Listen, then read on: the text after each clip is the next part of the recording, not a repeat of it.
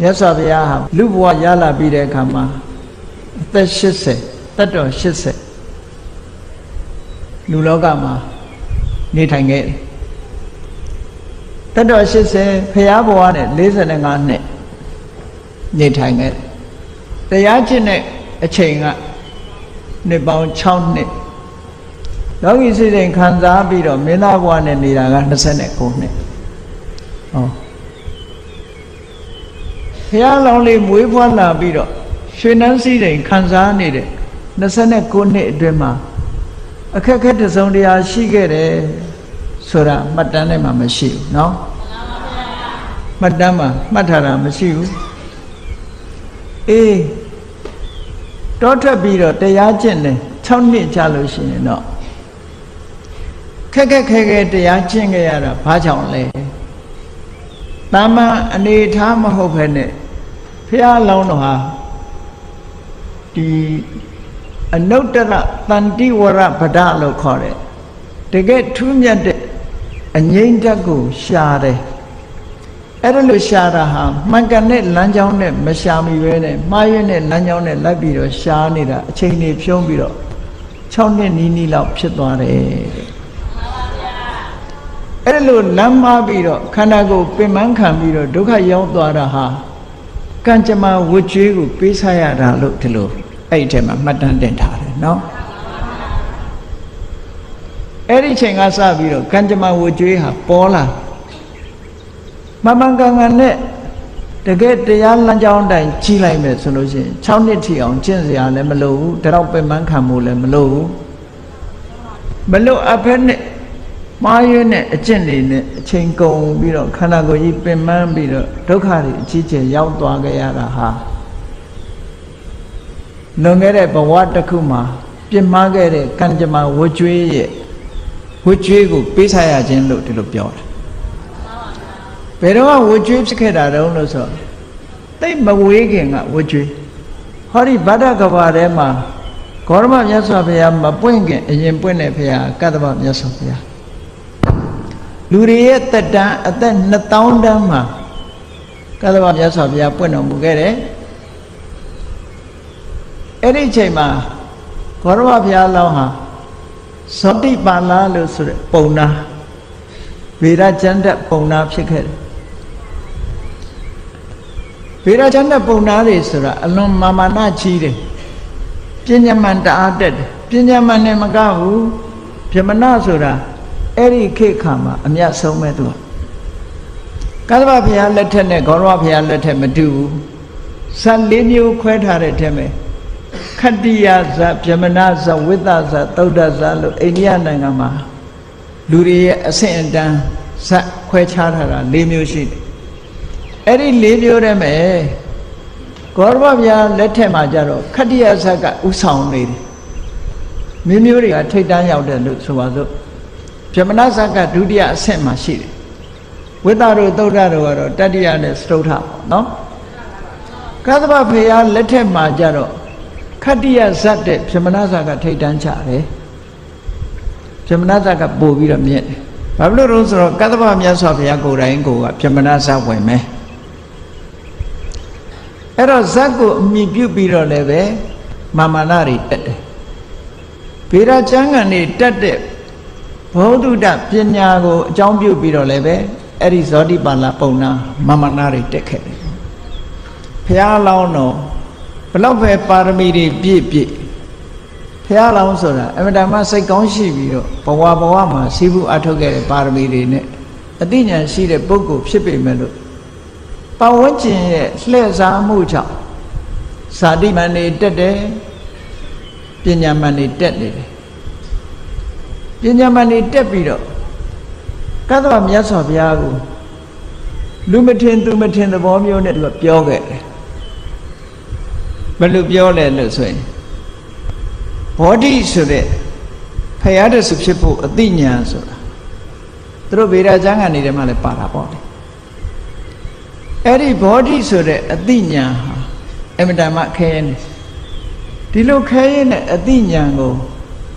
ဒီလိုကြုံတုံးထားတဲ့ကိုတော်ကရနိုင်ပါမလားလို့ပြောခဲ့တယ်ကတ္တဗဘုရားကို အထင်သေးပြီးတော့ပြောခဲ့တယ်ဒီစကားလေးရှိတယ်ပေါ့ကုတောနုဘောဓိမုံဒတ္တမုံဒဆိုတာဥပိကတုံဆိုတဲ့အဓိပ္ပာယ်နော်ဘောဓိပရမဒုံလည်းပါဘောဓိဆိုတာတပ္ပညုတဉာဏ်ကြီးဆိုတာအမတမခဲနေရခဲတယ်အဲ့ဒီရခဲတဲ့တပ္ပညုတဉာဏ်ကြီးဟာသူ့မှာရနိုင်ပါမလားမရနိုင်တော့ဘူးလို့အထင်သေးပြီးတော့ပြောခဲ့တဲ့စကားတစ်ခုရှိတယ်ဒီဘုရားလောင်းမိမဲ့လို့ဘုရားကိုမကြည်ညိုဘူးဆိုတာတတိထားဖို့လိုအပ်တယ်ကသဗ္ဗဘုရားပြီးရင်ပွင့်မဲ့ဘုရားအလောင်းကဘုရားကိုမကြည်ညိုဘူးဟုတ်ကဲ့လားဒါကြောင့်မလို့ကိုယ့်ကိုသိပြီးတော့အထင်မကြီးနဲ့ဒီဘဝမှာဗုဒ္ဓဘာသာဖြစ်နေပြီမဲ့လို့နောက်ဘဝမှာဗုဒ္ဓဘာသာလူမျိုးတွေဈာမှာမဖြစ်ဘဲနဲ့တခြားလူမျိုးတခြားဘာသာဝင်တွေရဲ့ဈာမှာဖြစ်မယ်ဆိုရင်တခြားဘာသာဝင်တွေဘက်ရောင်သွားမှာပဲအဲ့ဒါကြောင့်မလို့ကိုယ့်ကိုခိုင်မာအောင်လုပ်ဖို့အမတန်မှအရေးကြီးတယ်အသိဉာဏ်နော်ဒီလိုဘုရားလောင်းကြီးတောင်မှပဲဒီဘုရားကိုကြည်ညိုနိုင်စွာမရှိအဲ့ဒီမှာကတ္တဗမြတ်စွာဘုရားကိုပြုစုနေတဲ့ကတ္တဗဘုရားနဲ့အမတန်မှယဉ်ကျေးတဲ့ဂတိကာရဆိုတဲ့ဥရင်းတယ်ကြီးရှိတယ်။ကောရမဘုရားလောင်းတောထွက်တဲ့အခါကျတော့ကြာသင်္ကန်းလာကတ်တယ်ဆိုတာဗြဟ္မာကြီးအဖြစ်နဲ့အဲ့ဒီဂတိကာရကတ္တဗလက်ထက်တုန်းကကတ္တဗဘုရားလက်ထက်တုန်းကသူကဥရင်းတယ်ကြီးမျက်စိနှကွင်းအလင်းမရတဲ့မိဘနှစ်ပါးကိုပြုစုလို့ကျွေးနေတာသူကအနာဂံဥပဒကာကြီးဇောတိပါဠဆိုတဲ့ပုံနာနဲ့သူကအမတန်မှခင်တယ်အမတန်မှယဉ်နေတယ်